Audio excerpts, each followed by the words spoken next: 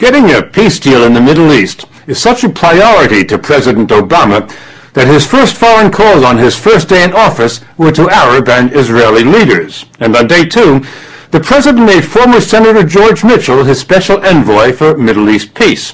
Mr. Obama wants to shore up the ceasefire in Gaza, but a lasting peace really depends on the West Bank, where Palestinians had hoped to create their state. The problem is, even before Israel invaded Gaza, a growing number of Israelis and Palestinians had concluded that peace between them was no longer possible, that history had passed it by.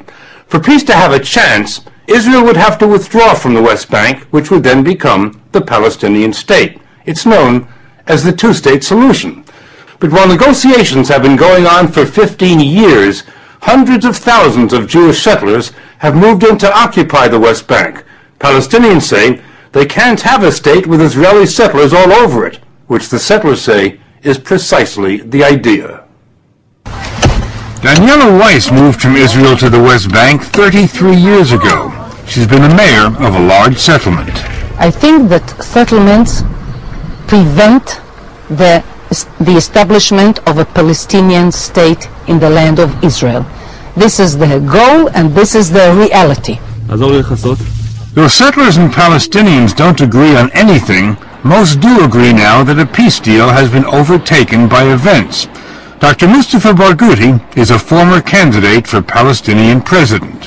While my heart still wants to believe that the two-state solution is possible, my brain keeps telling me the opposite because of what I see in terms of the building of settlements.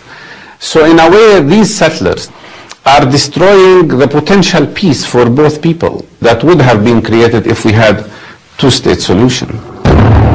And he told us Israel's invasion of Gaza, all the death and destruction, convinces him that Israel does not want a two-state solution. I am very worried that what Israel has done has furthered us much further from the possibility of two-state solution. Palestinians had hoped to establish their state here on the West Bank, an area the size of Delaware. But Israelis have sliced it up with scores of settlements and hundreds of miles of new highways that only settlers can use. Palestinians have to drive or ride on the older roads. When they want to travel from one town to another, they have to submit to humiliating delays at checkpoints and roadblocks. There are more than 600 of them on the West Bank. Why do the Israelis have so many checkpoints? I think the main goal is to fragment the West Bank. Maybe a little bit of them can be justified because they say it's for security, but I think the vast majority of them are basically to block the movement of people from one place to another. Here's how they block Dr. Barghouti. He was born in Jerusalem, grew up in Jerusalem, and worked in a hospital there for 14 years. 4 years ago, he moved to a town just 10 miles away. But now, because he no longer lives in Jerusalem, he can't get back in, ever. Oh, 1 minute. You cannot go to Jerusalem? At all. Can't you get a permit to go? I asked for a permit to go to Jerusalem during the last 2 years, about 16 times. And 16 times they were rejected. Like most Palestinians, I don't have a permit to go to the city I was born in, to the city I used to work in, to the city where my sister lives. Here's what he's up against. Scores of Israeli settlements dominating the lowlands like crusader fortresses. Many are little cities, and none of them existed 40 years ago. The Israelis always take the high ground, sometimes the hills, sometimes the homes, and sometimes Arabs are occupied inside their own homes. This house, for example, the highest house on the highest hill overlooking the town of Nablus. We learned that Israeli soldiers often corral the 4 families who live here and take over the house to monitor movement down below. We're going into an apartment owned by Mr. Nassif here in Nablus. We understand that Israeli soldiers came in this morning and, without any notice, without any invitation, came into the apartment and have been there ever since. We cannot speak with you. There is the soldiers. The soldiers? Yes. What are they doing here? We are prison here. What's happening? They are keeping here, and the soldiers are upstairs. We cannot move. We cannot speak with you. You can't leave the house? No. They told you that? Yes. I can't breathe. How long are they going to stay? I don't know. Are they paying you any money? You are kidding. I'm kidding. Abdul Nassif, the bank manager, said he had to get to his bank to open the safe, but that soldiers won't let him go.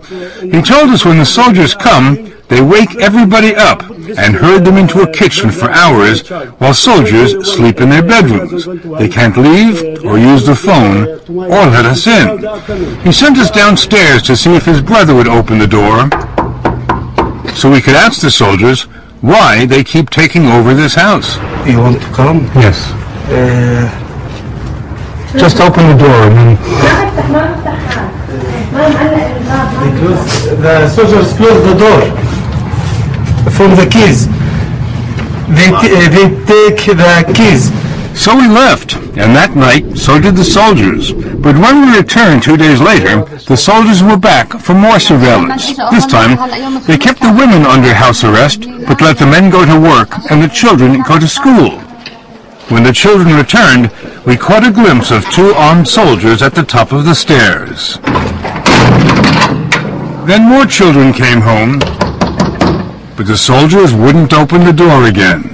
They say if you don't go back behind the wall, the children will not enter the house. But this is where the children live.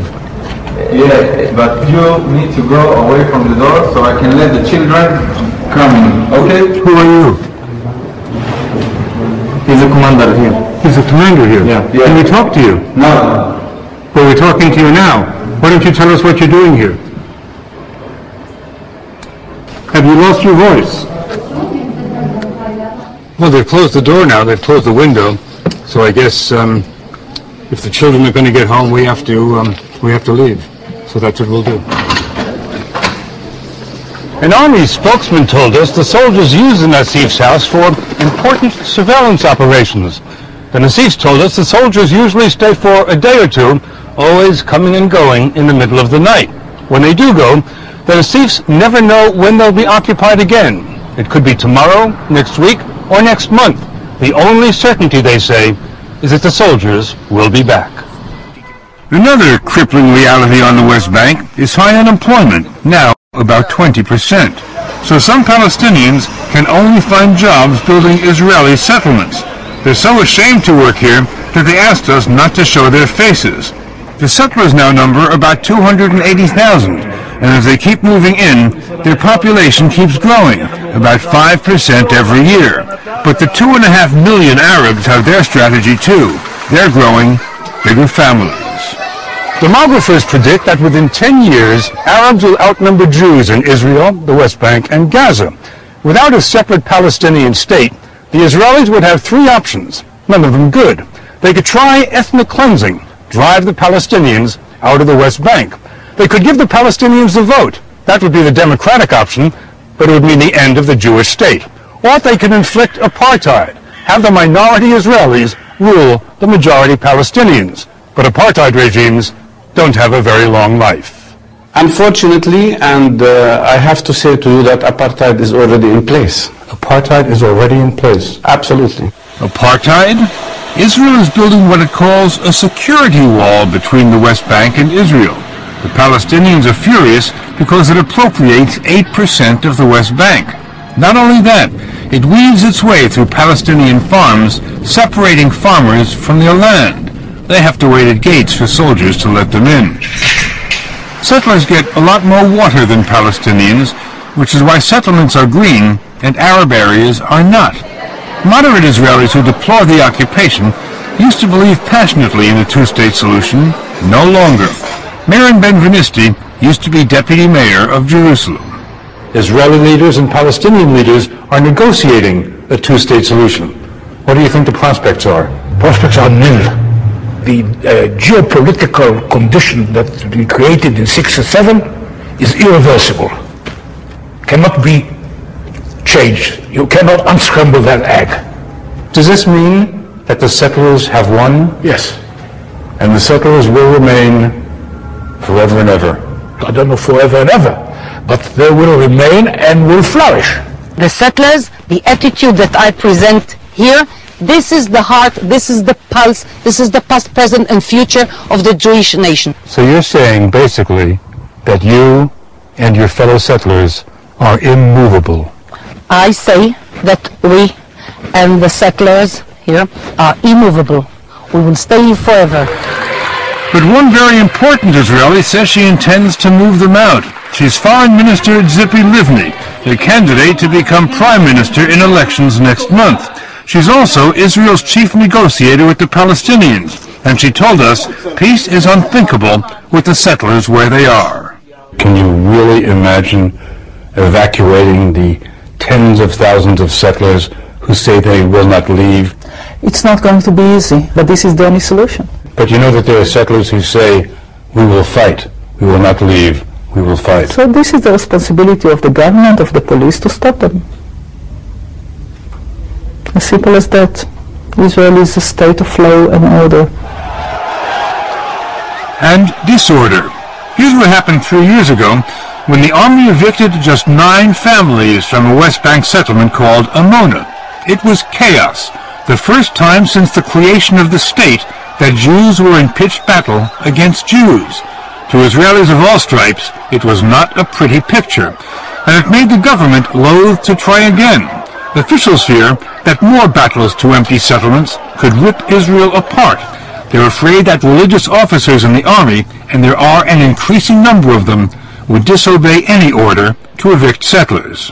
There will be a mutiny in the army. A mutiny in the army? I think a mutiny against such an illegal order will make our army only stronger. The army is evicting Arabs from their homes in East Jerusalem, which Palestinians hoped to make their capital.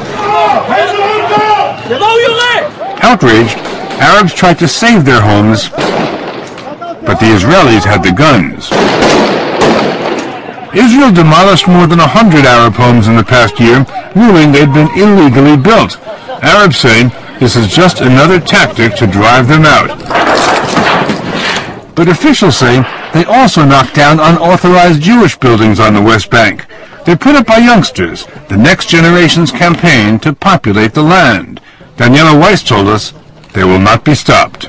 The army tore this down this morning. Yes. And now you're rebuilding it. Yes, and we will have the upper hand. But the army will tear it down again. So we will rebuild it.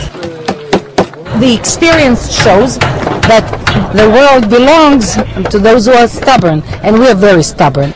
Stubborn, she says, because they were ordered to populate this land by no less an authority than God. This is the mission of our generation. The most important point is this: to hold strong to the soil of the Holy Land.